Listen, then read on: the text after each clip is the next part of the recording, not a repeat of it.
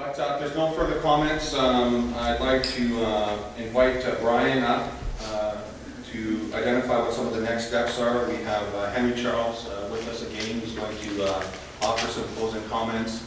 And just from me, I want to thank you for the opportunity to spend the day with you. You're very passionate and committed to water. Our province is in good hands if it's in the hands of people such as you within the room. So thank you very much for the opportunity to work with you today.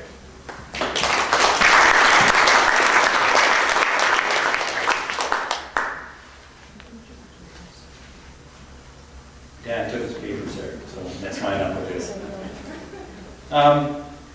Yeah, before I get into the process, I just want to share just an observation. I thought the room today was very engaged, and I think it reflects well on the passion, the concern, and the interest that you have in the water resource of this province. And I thank you for that. I know that it's only through the efforts of people like those of you in the room and those of you that you are associated with out there that we can really make the changes and adapt to the pressures that are going to face us. And we may not like the fact that climate change is on the horizon there, but it's there.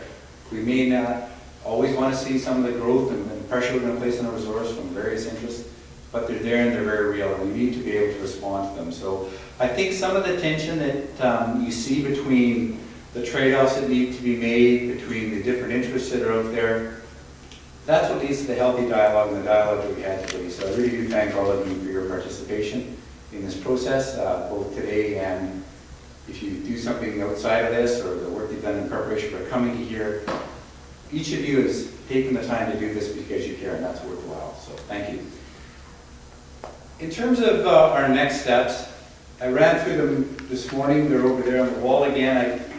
They're up here again too. They're up here all over the place.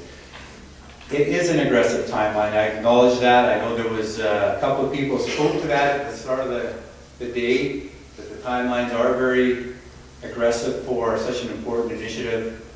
And we have heard that message loud and clear. We will be taking that back as part of our reporting out, and as we seek further direction from government as to where we're going. But we recognize that. But at the same time, a lot of thought has gone into this in advance of just this latest piece that we're in right now, and hopefully we can find a way to keep everybody still engaged throughout the process.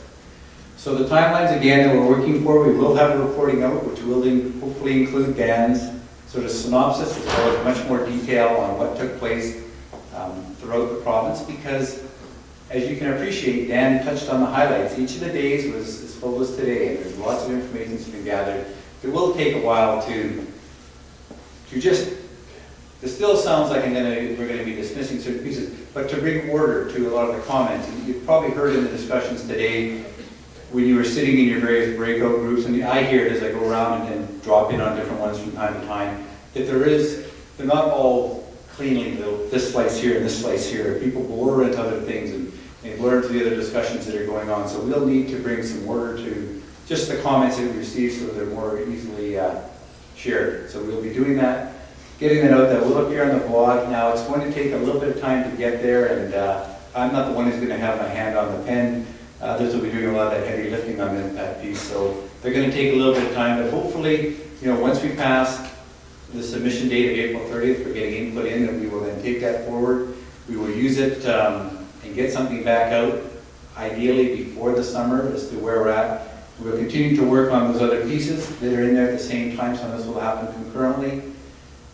And again, we will be going to government to seek some clarity on their direction based on the feedback that we're going to provide them on what we've heard throughout this process. That will take place this fall.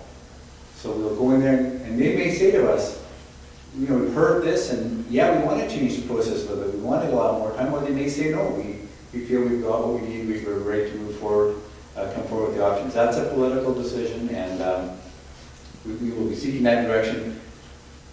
Then if we stick with the timelines as they are, we'll be drafting legislation throughout the winter period so they can get introduced into the House in the spring setting for the normal legislative process and debate.